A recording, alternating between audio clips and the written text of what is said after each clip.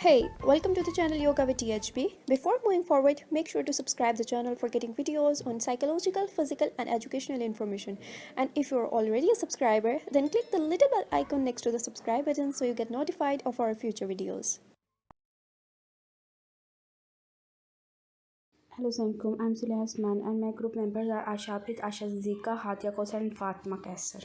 And our topic of project is educational way in modern era कि हम modern era में education की कौन कौन सी strategies use कर सकते हैं। इसमें जो फर्स्ट स्ट्रेटजी आती है वो है थिंक पेयर शेयर। इसमें हम क्या करते हैं, हम स्टूडेंट को एक टॉपिक दे देते हैं और उससे कहते हैं कि आप इंडिविजुअली थिंकिंग करें। इंडिविजुअली थिंकिंग करने के साथ हम उसे कहते हैं कि आपने इंडिविजुअली थिंकिंग करने के बाद एक पेयर बना लेना है। जो आप थिंक करोगे या जो आप ब्रेनस्टॉर्मिंग करोगे वो करने के बाद आप अपने पेयर के साथ वो शेयर करोगे और बाद में वो पेयर पूरे क्लास के साथ, पूरे ग्रुप के साथ अपनी वो थिंकिंग शेयर करेगा।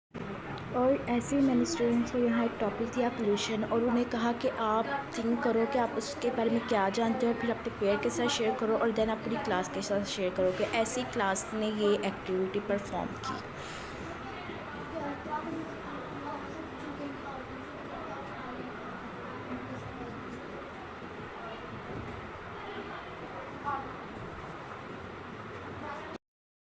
सेकंड स्ट्रेटजीज में जो आती है वो है पिक्शनरी। पिक्शनरी के थ्रू जो स्टूडेंट होता है वो कुछ पिक ड्रॉ करके बाकी स्टूडेंट्स को अपना कंसेप्ट या अपना मीनिंग या अपनी टर्म समझाता है।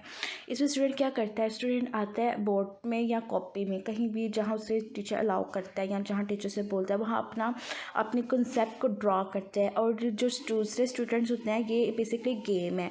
जब वो ड्रॉ करता है और दूसरे स्टूडेंट्स उस ड्राइंग को समझ के उसके कंसेप्ट को गैस करने की कोशिश करते हैं।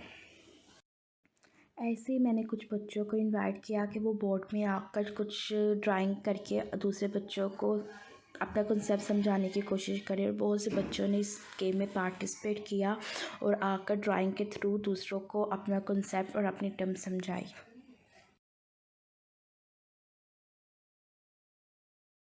थर्ड स्ट्रेटजीज में जो है वो है रोल द बॉल। ये एक गेम है जिसमें हम एक सॉन्ग प्ले कर देते हैं या एक म्यूज़िक प्ले कर देते हैं और बच्चे और बोर्ड में कुछ वर्ड्स लिख देते हैं और बच्चे को बोलते हैं जिसमें वो म्यूज़िक रुका और जिसमें वो बॉल जिसके पास होगी उस टाइम तक उस टाइम वो उससे मीनिंग बनाएगा या उससे सेंटेंस बनाएगा। फिर मैंने बच्चों को एक बॉल दे दी और साथ म्यूज़िक लगा दिया म्यूज़िक और मैंने उन्हें समझा दिया कि जब जिसके पास वो सॉन्ग रुकेगा और वो बच्चा उस वर्ड से सेंटेंस बनाएगा।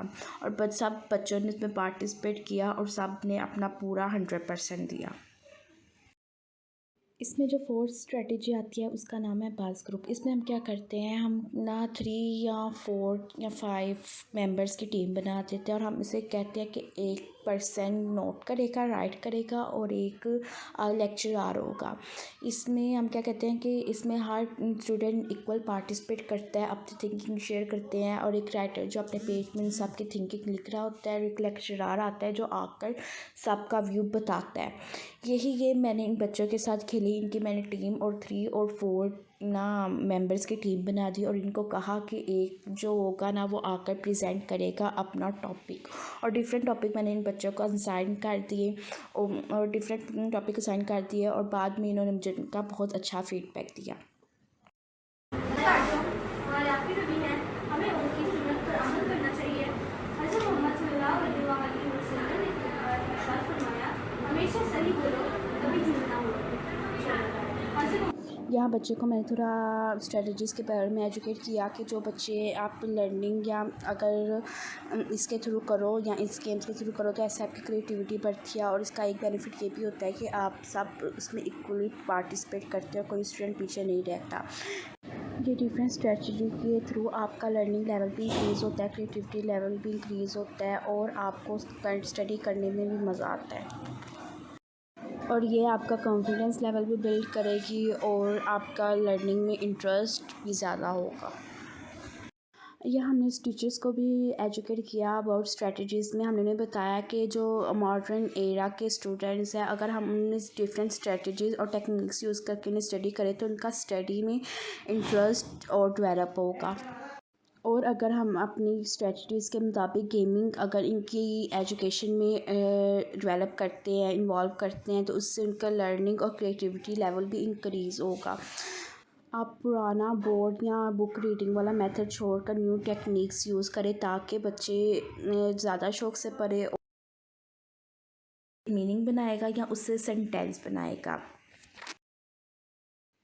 फिर मैंने बच्चों को एक बॉल दे दी और साथ म्यूज़िक लगा दिया म्यूज़िक, और मैंने उन्हें समझा दिया कि जब जिसके पास वो सॉन्ग रुकेगा और वो बच्चा उस वर्ड से सेंटेंस बनाएगा। और सब बच्चों ने इसमें पार्टिसिपेट किया और सब ने अपना पूरा 100% दिया। इसमें जो फोर्थ स्ट्रेटजी आती है उसका नाम है बाज़ ग्रुप। इसमें हम क्या करते हैं, हम ना 3 या 4 या 5 मेंबर्स की टीम बना देते हैं और हम इसे कहते हैं कि एक पर्सन नोट करेगा, राइट करेगा और एक लेक्चरर होगा।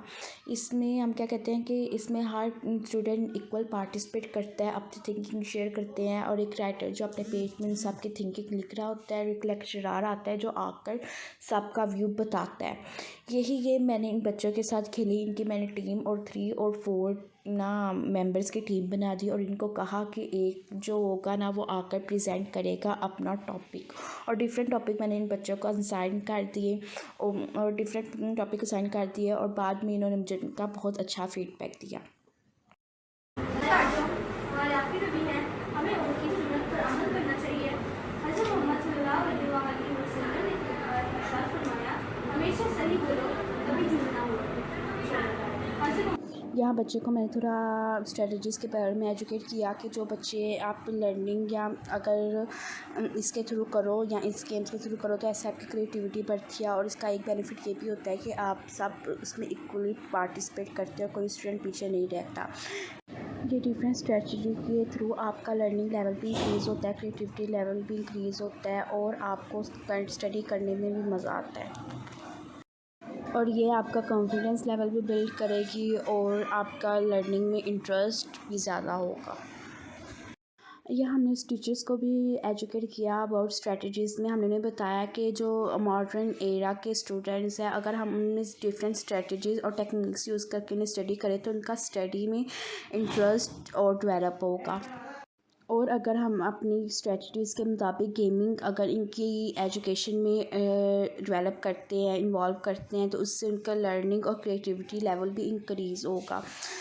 आप पुराना बोर्ड या बुक रीडिंग वाला मेथड छोड़कर न्यू टेक्निक्स यूज़ करें ताकि बच्चे ज़्यादा शौक से पढ़े